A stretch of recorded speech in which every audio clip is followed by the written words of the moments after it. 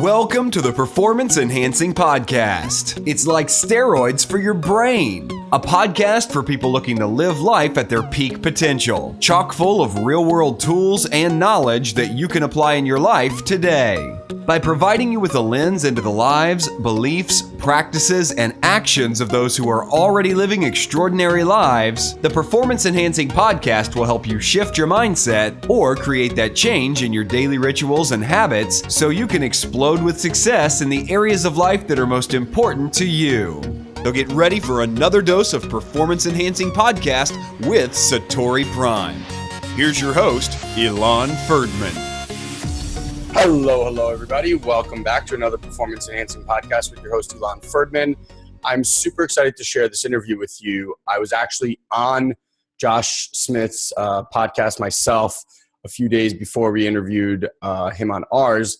And he is just, when I talk about hustle, I mean, this guy personifies hustle. The story that he's going to share with you about what he's up to and how he's built his life and what motivates him and all that stuff, and to stay so grounded and to be a family man and all that stuff was just absolutely inspiring to me. And I hope it will be for you. This guy works super, super hard. And I know everyone's out there looking for the secret and the shortcut and the thing and blah, blah, blah, blah, blah. And he just works. You know, he works, he gets better every day. That work leads to more opportunities. So I'm not going to really tell you what he does because I want him to share that story with you. But I want you guys to listen from the context I want to create for you is the true definition of success and what it means to be successful. And I want you to also listen for what Josh uses to motivate himself. To give you any clue, I don't know if you got a chance to catch the podcast, but his podcast is GSD, which stands for Get Shit Done.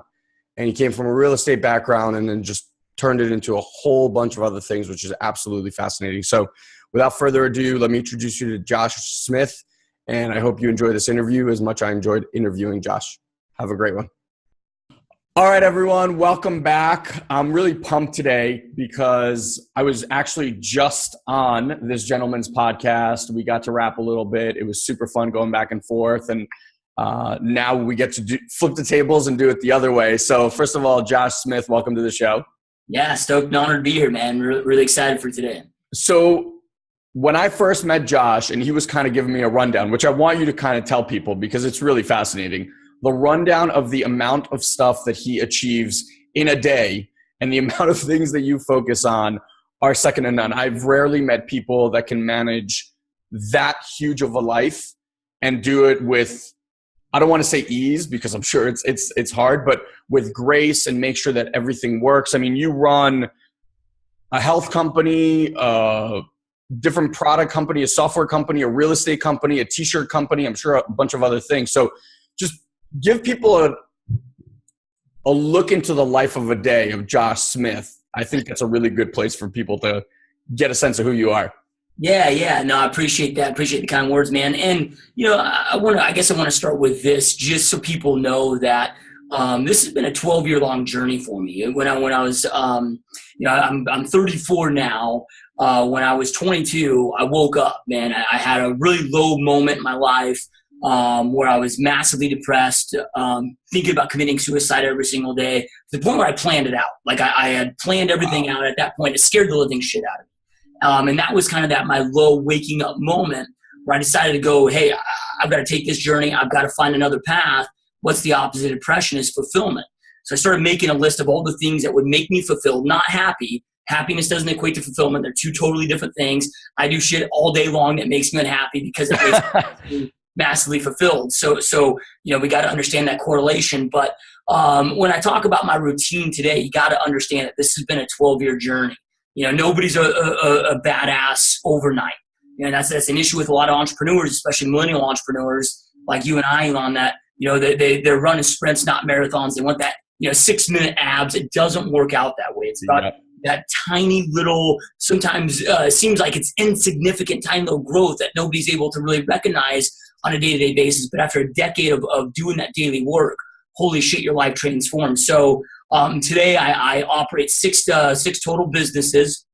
Like you said, everything from, we have one of the top real estate teams in the United States, actually on the planet. I have a software company. We have an apparel company, a health and fitness supplement line. We actually work with physicians all over the country and help them with optimized health, anti-aging patients. So we're in a lot of different spaces. But with that, right, you got to go out there and be successful in your businesses. But I'm also married to my high school sweetheart, met when we were 16 years old, and only girlfriend I've ever had, right? So I've got to also make sure that I'm leveling up in that aspect of my life. I've got 3 young kids. Got to take care of my health. So, it's definitely, like I said, it's a daily work. It's a daily process. It's about getting clarity on what you want. My day starts at 3 a.m. So my alarm clock goes off at 3 a.m. Now, people will be like, dude, why the hell do you get up at 3? How can you do that? You got to listen to your own DNA and your own body. Like, I know you're not a morning person, but you can you're probably do better in the afternoon, late evenings. I suck at night, dude. Like, after 8 o'clock at night, I suck, man. Right? So you just got to listen to your own body, your own DNA. And so I get up at 3 a.m. because I'm a morning person. That's when I operate at my best self. Plus, like I said, you've got to, in life, and when it comes to success does not come without sacrifice. But the dope thing is you get to pick and choose what you're going to sacrifice. Yeah. I'm not willing to sacrifice the success in my businesses because that's how I create opportunities for my family. Not willing to sacrifice my relationship with my kids or my wife or my health. So I have to sacrifice other shit. And right now in this chapter of my life, that happens to be a little bit of sleep. That happens to be a lot of entertainment, But then from there, yeah, man, I get up at 3. I've got a morning routine that I hit. I'm in the gym by 4:30. I'm here in the office at 6 a.m. right now. Here in Arizona when we're doing this podcast. So I'm in the office by 6. My commitment to my wife is I'm home every single night by 6:30. We have dinner as a family every single night. Spend 2 hours of just uninterrupted, no electronics, whatever, just deep time with the family, and pass out and repeat and do it all over again. It's unbelievable. SatoriPrime's message is having it all. And that, Josh, is the definition of having it all. Where I guess some people might be thinking is, okay, well, it seems pretty scattered. You're doing software, you're doing t-shirts, you're doing supplements, you're doing real estate. Underneath it all, I know that you have a big why and a big mission, like a big vision of who you want to be and how you contribute to society. What's the underlying thing that drives all of these businesses? Yeah, well, I'll get into, I guess, sort of the why first, and then I can talk about the different correlations of the businesses, because none of it's happened intentionally. Exactly. Right? Like I got into real estate to open up a health club, and I'll kind of talk about how the dots got connected, and also those of you that are maybe an entrepreneur or looking to get an entrepreneurship or expand the different businesses, I can kind of talk to you about my models of how I pick and choose what I say yes to, what I say no to, and what makes sense for me to dive into. Perfect. But when I had that low moment at the same time, I didn't realize it until I had that low moment, but I was also, I was a nurse's aide at a hospital, right? So I'm a nurse's aide while I'm going to college all at the same time. And I was working on the hospice floor. So I'm spending 12 hours with patients every single day that are on their deathbed, right? And these are not being a family member, not being a close friend. They were very open and honest with me about things in their life. And of the hundreds, if not thousands of patients, I wasn't keeping count. I had that position for 2 years. Every single person had a massive shoulda, woulda, coulda list. Right? Oh, Josh, I wish I would have traveled more. Wish I would have been a better father, husband. Wish I would have went after my dream career. Whatever. It was just all shoulda, woulda, coulda. Not one person was ever like, dude, life was epic. Life was amazing. Ready for that next journey, whatever that is. Not one person, right? And again, I didn't connect the dots until I had my low moment, because when I had my low moment, I knew that the only way for me to overcome depression and not go back to that place where I'm ready to kill myself was to create fulfillment. So I started searching for it, right? And then I started really being cognizant of all those conversations and those experiences. And when I realized at that point, so your average person in an average developed country lives to 84 years old.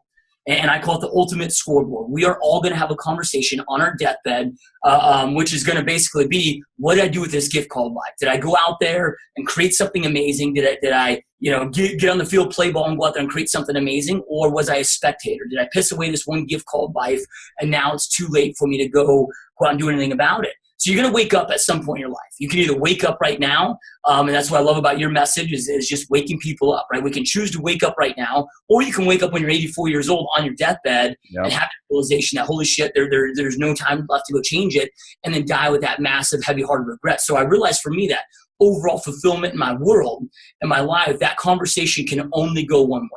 Right? Which is, I know with 100% full certainty, I got in the field, I played ball, I wasn't a spectator. Maybe I don't hit my dreams, goals, and visions, but I know I gave it every fucking thing that I possibly had.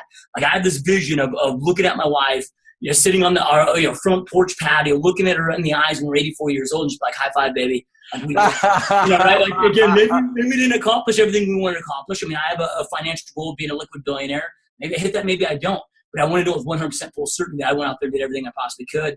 And that's been my journey, actually. So right here, I just did this yesterday. It says 591, right? So I've got a formula that I do, and I do this every single month, and I'll also do this with all my employees and different clients, right? So I take 84 minus my age. I'm 34 today, right? So I'll take that, multiply out the months, and then obviously you got to prorate the months of I'm born, born October. So that means that 591 months left on planet Earth. If I'm blessed to live the average age of the average human being, 591 months left over. That's it. Right? So I ask people all the time, like, do you honor your life more than your bank account? And they're always, of course, like, oh, yeah. I'm like, dude, you're absolutely full of shit. You're looking at your P&Ls. You're watching every dollar that's spent, but you're not paying attention to how you're utilizing this time that you have. I mean, these months just fly off the calendar. And most people piss away a third of that on sleep. So it's like, well, what are you going to do to go out there and how are you going to invest your time to go out there and create that epic life of that 591 months? If we don't have a lot of time, we have enough time if we're very, very intentional, but we got to pay attention to every single moment that we're out doing what we're doing, right? So that's my why of what I do every single day and why I push so hard. Brilliant. And so take people through the connected dots, because a lot of people look at, okay, that seems overwhelming, doing all of these, because in essence, they're all very different.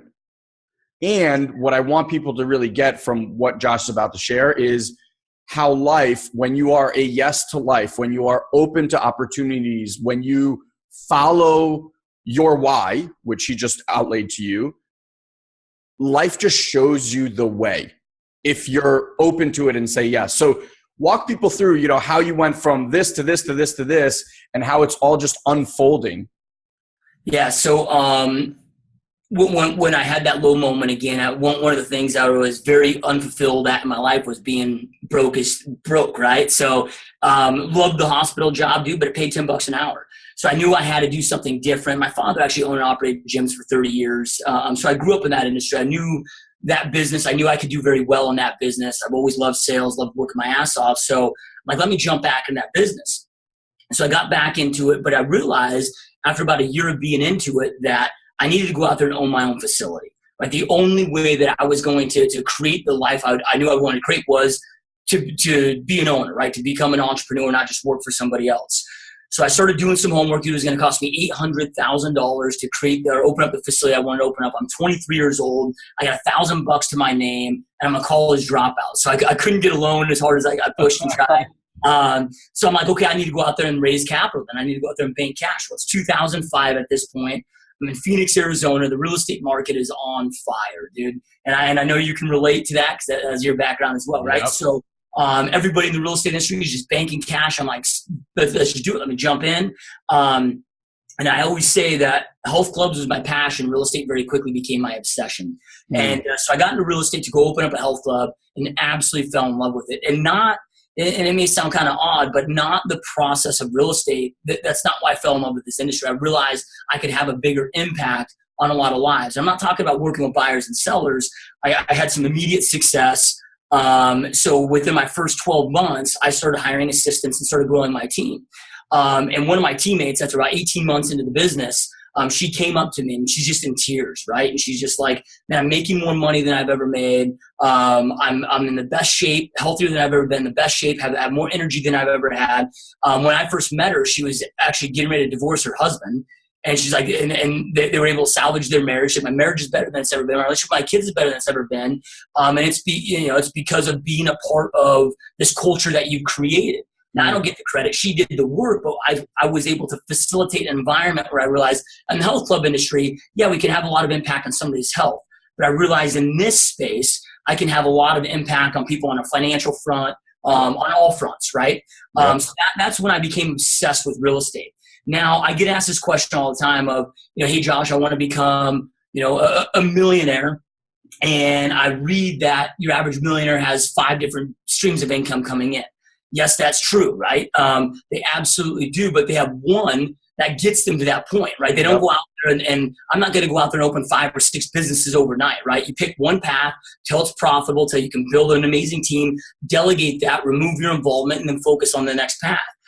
So real estate took me 7 years to do that, right? So literally 7 years, not one day off, dude. I like I said, I got in the business at 23 years old, dude, 100-hour work week, 7 years straight. I told my wife, or we weren't married when I first got in real estate, but I'm like, dude, I need your support. I'm going to go 7 years straight with not taking a day off, no vacations. We're gonna live like nobody else. We're gonna get a lot of shit for this being at our age, but we're gonna live like nobody else so we can live the rest of our life like nobody else, right? And we held true to that. Even when we got married, dude, we didn't take a honeymoon. Took a honeymoon actually when we were 30 after at the 7-year mark. I bet it was a much better honeymoon. Yeah. So the goal at that point though, dude, was to hit the age of 30 and then just kind of create a passive income model and just be done where we could just go travel and go have fun. I don't want to say unfortunately, but I've become so obsessed with the processes of business. I'm a serial entrepreneur because I love the processes and the systems and the challenge of business. It's my drug, dude. I'm absolutely addicted, right? It has nothing to do with the money. The money's nice and a nice fruit of it. Yeah. But that's not what it's about, right? So I went out there, I grinded that business and, So I'm doing that. My vision at that point was just to create the #1 team in the world, right? And when we're grinding this, became the 30 top realtor in the world, the 30 top realtor in America by the Wall Street Journal. By the time I think I was 27. At that point, by the time I'm 26, I'm making over $1 million a year in the real estate space. So then I'm getting asked to be on a lot of podcasts, getting asked to speak on a lot of stages, right? With no intention of ever consulting and coaching.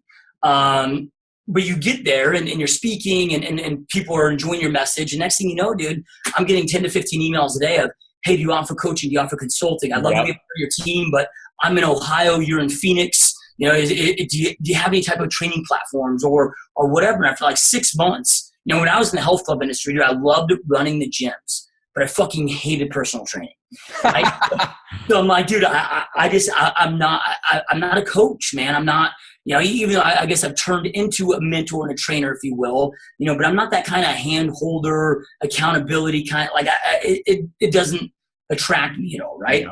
So I'm like, no, man, I don't want to coach. I'm not going to get in that space. Well, again, after about 6 months of saying no, finally one day I'm like, hey, I've got to figure out something here. There's obviously a big demand for it. So that's the other thing too. I've never created a business that hasn't had a big demand for it first, right? So I get in the coaching consulting space, which I know you're in, and that takes a lot of different, it starts with one-on-one to products to now, we just do everything boot camp style, right? So we'll put in, 200-300 real estate agents at a boot camp. We have 90-day boot camps. I'm always staggering them every Monday and Wednesday, so they're always 6 weeks apart. And I make way more money. It's way more scalable than I could ever, even if I was charging $3,000 an hour for one-on-one consulting, I couldn't scale it and make the revenue that we make there. So then I'm doing that business, right? So then that we see a huge demand, I'm having a lot of real estate agents reaching out to me saying, hey, Josh, I want to have the systems and the software you use, but I can't afford the $1,500 a month system. Right? So again, okay, I see a demand for software. So I'm out there trying to find a solution. I can't find a solution. So we go out there and I team up with a couple developers and we create Perfect Storm, which is our software company that's absolutely just exploded, right? So, and that company's out of Champaign, Illinois, is where our headquarters is there. So that kind of led to that company. With that, as far as the apparel company, dude, I just started a podcast, probably the same reason you started a podcast, right? Is just, one, I wanted to learn and level up and develop connections. And like, I wouldn't know you and we wouldn't be friends. Exactly. Podcast didn't exist. Right. So, so I started for very selfish reasons because you get to a point, dude, where in entrepreneurship and success, life becomes a fucking lonely world, dude. Yeah, for sure. Relate with you. Like everybody's talking about the game and I want to talk about building out Infusionsoft funnels. Yeah, exactly. and you become like this like odd, you don't know what to do, and you can't call up somebody. People always say reach up for friends. I'm like, okay, well, I can't call up some dude that's worth $150 million and be like, hey man, want to go have a cup of coffee? They're busy as fuck, right? So it's like, well, how do you go out there and reach out for friends? So started with for that front, also to give back and do other things as well. And we call it GSD mode, get shit done, which is just kind of our culture, right? In entrepreneurship, dude, there's no magic pill. Like, you just got to go out there and you got to work your ass off, at least for some time. Like, I look at my real estate business today, dude. I maybe have an hour a week of my own personal involvement in that business. And year to date, we've already done 1.5 million in revenue in that business. With an hour of my involvement. So I have about 60 hours a year involved in business. That makes me about $3 million a year. But it took me a long time to get there. So the fruit will come, right? So what we call the podcast GSD mode. So for my birthday one year, my wife got me, she went and made me a shirt and a hat. Right? So then all of a sudden everybody's like, dude, we want to buy the shirts, buy the hats. I'm like, fuck. Right? So the next thing that came and then that, again, the health space that was there. It just all the same stuff, dude. So amazing. Connecting the dots. Amazing. It just goes back to what I said earlier about when you have a vision and a mission of what it is that you want to accomplish in the world, life just has a funny way of guiding it. And you were super resistant to coaching, for example, but life just kept knocking on the door, be like, hey, Josh, dude, please open the door. You're like, no. Till eventually you're like, you know what? There might be something to this. And then you go and you figure out a way to make it work. I think for you, what I've noticed in the time that we've spent together, you're such a generous giver. Like, you're all about, hey, here's the journey that I've kind of gone on. I'm not going to sit there and like beat you with a stick to do it, but you could just follow by my example and do these things. And I will give you the tools that I necessarily didn't have, or I will give you the messages that I wish I had and things like that. And I think that's why people are really, really attracted to your message. And it's raw in a sense where, like you said, there's no magic pill.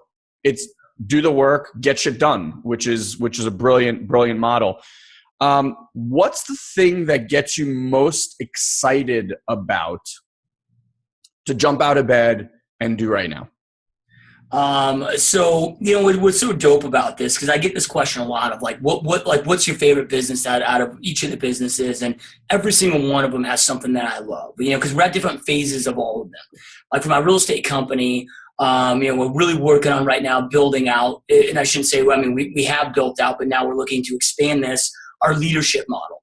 So that business is a lot of fun because all my time investment is now really spending time with and overseeing the leaders of my organization, the leaders that are creating other leaders. Where before it was always me as the leader creating the other leaders, and now it's that next level up, which is pretty dope. So the systems I'm creating in that business and the consulting and the meetings that I have there is pretty epic, because now we're looking at massive expansion and what that looks like. So that's exciting as hell. Okay, so we're talking about Optimized Life Nutrition, which is one of my newest companies. Our first product's going to hit the market here in about 6 weeks is a nootropic. So dude, that's the beginning stages. Right now it's me and my two business partners doing everything, right? But it's exciting because it's new and learning that process and working with biochemists and labs and, figure out how the distribution company works and labeling company works in the supplement industry and how shit's regulated by the FDA. I'd be lying if I could say I could narrow it down to one thing that excites me the most, because every single business has its challenges that are involved that I love them for different reasons, dude. So that you actually segued perfectly to my next question, which I wrote down, which is obviously I know that in any business there are massive breakdowns all the time, from personnel to money being stolen to poor investments to people doing crazy shit. I mean, hardships all over. Now for you, it's like 6x that, right? It's this and this and this and this. How do you handle when shit looks and feels upside down, and how do you keep going through that to keep on building and going and getting that momentum back on track? Yeah, I think it's just about becoming a mature entrepreneur. The more mature of an entrepreneur you become, the more that you learn to love and honor pain and frustration. It's going really good in all my companies. That freaks me out way more than if there's an issue. The other thing too is you're the CEO of your company, right? So your job is to deal with all the problems and shit. If you don't like dealing with problems and shit, don't go out there. Wrong business, company, dude. But I think it's just choosing to look at this from a different lens, learning to love and honor pain, because pain is delivered into our world, call it God, call it the universe, call it whatever you want to call it, to wake us up. It exposes holes in our ship. So when I have those painful moments, which I have every single day, you guys, I'll walk in here on days and between all my organizations right now, between independent contractors that are exclusively work for my companies and paid employees, I have over 170, employees and independent contractors that work for my organizations right now. So every single day I'm dealing with, something going on, somebody quitting. That it was probably 3 or 4 weeks ago. I walk in here on a Monday and big meetings planned, all stuff planned. My personal assistant bailed, dude, from an email, right? And that's just the shit you got to deal with. You got to be prepared for it. So I allow life to happen, right? One, I have a lens where I learn to love and honor pain. I love frustration because, again, every time that frustration happens, dude, that just exposes where I have a weakness inside my business. Yep. And it's a growth moment, right? So, you just got to look at it from the right lens, man, and just understand dealing with realities, dude. Like, you are going to have shit happen to you. If you can't handle that, then maybe not the game to get into. Go get a paycheck somewhere. Yeah. So you just got to, in all of my businesses too, man, I hope for the best. I plan for the worst. So I had somebody reach out to me yesterday in our real estate consulting space. So I'm freaked out to go out there and start growing a team and hiring assistants. Because what happens if I train them and then they leave me? I'm like, plan for it. They are going to leave you, dude. And again, hope for the best, plan for the worst. I have certain, my first hire ever is still with me today. She's been with me for a decade now, right? In my real estate company, she's my office manager, my team manager. So you have some people that are loyal, that are with you forever, and then you have people that go, dude, I have an onboarding process. I have an offboarding process. Like I'm planning on them leaving, because then I won't leave my business in a vulnerable spot. And I read this article, I think it was like in Forbes magazine, about Southwest Airlines. And this is, they're in the big economic crash, 2008, 2009. Southwest Airlines was able to not just survive, but continue thriving, didn't need a bailout, and did very well. And the article was like, dude, what are your processes? What allowed you to do this? And one of the things that they talked about and that really set home with me was again, we hope for the best, plan for the worst. They're like, the example we have is with airline pilots. It's a dog-eat-dog. Everybody's trying to recruit everybody. So when we hire them, we are planning on them leaving. Right? Like, we'll do everything we possibly can to retain them and keep them and have those great relationships. But our business model is set up where we know they're going to leave us, right? So what happens in those spaces? And if you plan accordingly for that, you don't leave yourself in that vulnerable position. You said a line right when you started answering the question about, right now in my companies, things are going so good that I'm almost a little nervous, and it's almost like, oh man. I know that's an issue that a lot of entrepreneurs deal with, right? It's almost sometimes easier to deal with when shit is falling apart, because I got to do this or fix this, or you're looking for solutions. Guy and I say this all the time. You think you're scared shitless when you don't have money? Wait till you do have money, right? Everyone thinks, oh, I'll get here and all of a sudden it'll all be fine. And with that challenge, obviously comes a whole bunch of other things. But how do you stop the self-sabotage? How do you stop from manifesting when things are going so great, some sort of crisis or things like that? Well, I think it really just boils down to a never lying to yourself to get comfortable, because I've struggled with that stuff too. It's weird in entrepreneurship that, because we're such drivers of things that we do struggle with. Like, for example, I wanted to go grow all these companies and have, right, a true business with a lot of passive income coming in. You don't have a business, you guys, until you can step away from it and paychecks are still coming in, right? You may not grow without your direct involvement, but it needs to be able to still go out there and operate and sustain. But then I got to that point, and I'm like, dude, I was miserable. I'm like, what the fuck do I do with myself? I didn't, The truest pains that we have in our life are so weird and backwards of what you think that they would be. But to answer your question there, I think that exists because that exists when entrepreneurs allow themselves to get comfortable. Right? If you never allow yourself to get comfortable, like dude, I'm all about growth. Even in life, you're either growing or you're dying, right? So I don't allow my businesses to ever get complacent. I mean, I'll celebrate a goal literally we've been having some record months in some of my businesses, and it's like, awesome job, high fives all the way around, 30 seconds later, okay, now what's the next mark, right? Like there's always a way to go out there and improve. I'm never going to reach perfection. So there's always a way to go out there and expand and grow. And I think that those times happen when people just allow themselves to get comfortable, allow themselves to get complacent and quit growing. And that's what creates that internal war, if you will. It's like when I was depressed, dude, I was instantly fulfilled. My depression was gone within about 48 hours. And it wasn't because I became the dude I wanted to become. It's the gap, dude. Like you know you're capable of operating up here at your full potential. We'll never reach our full potential, but if we're always striving, we know that we're capable up here, but you're allowing yourself to operate down here.